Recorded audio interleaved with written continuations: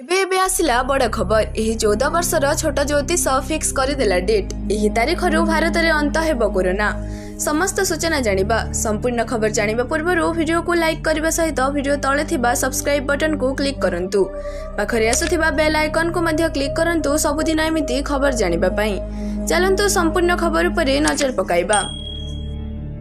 आपण माने प्रायतः जानिथिबे जे देशव्यापी कोरोना महामारी बहु सांघातिक रूप सृष्टि करिछि। देश रे दिनकु दिन कोरोना आक्रांतक संख्या बढ़िबारे लागिछि।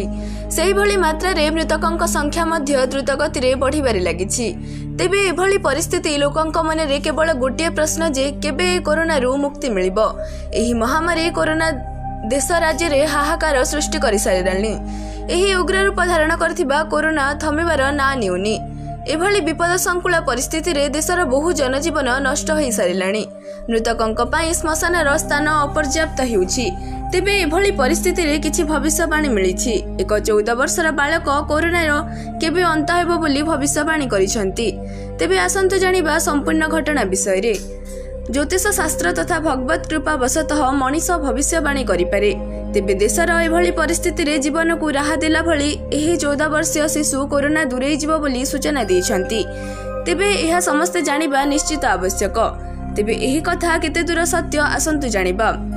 कोरोना महामारी पृथ्वी पृष्ठ को आसीबार पूर्वरु एही बालक 2018 मसीह रे भविष्यवाणी देइथिले। एहा सह एप्रिल 2020 रे एहा शेष हेबो बोली सूचित करिथिले, किंतु एहा भूल साब्यस्त होईछि। तेबे पुनर्बार कोरोना दूरीकरण को नहीं आउ एक भविष्य सूचना दैछंती। तेबे चलित वर्ष सेप्टेम्बर 5 तारिख सुद्धा कोरोनार अंत घटिबो बोली से प्रकाश करिसंती। तेबे एहा केते दूर सत लोकंक मन रे प्रश्नबाजी होई रहिछि। कोरोना आसीबा पूर्वरु करिथिबा भविष्यवाणी सत होइथिला, तो आशा करा जाउछि कि एही कोरोनार अंत कथा मध्य सत हेबो। तेबे एहार सत्यता केवल समय ही जणाई परिबो। सृष्टि अछि माने विनाश भी अछि। तेबे सेही परि एही कोरोना महामारी मध्य निश्चित अंत घटिबो। पुणी सारा देश सुस्थ हेबो बोली आशा करा जाउछि। कोरोना रू रक्षा पाइबाकू हेले मनीष निजकू निजे सचेतनशील करबाकू पड़िबो। एहा एक संक्रमण व्याधि, तेणु परस्पर प्रति दूरता बजाय रखिले निश्चित आमे कोरोना को हराई परिबा। देशर भविष्य को आमे सुदृढ़ करि परिबा। एकत्रित मनोबल नै कोरोना को हराइबा। बंधुगण, आशा करूछु हमर एही वीडियो आपनकू पसंद आसीथिबो। जदि पसंद आसीबो तेबे लाइक एवं शेयर करबाकू भूलिबे नाही। दैनंदिन घटुथिबा घटनार खबर सहित अपडेट रहबा पई हम चैनल को सब्सक्राइब करंतु।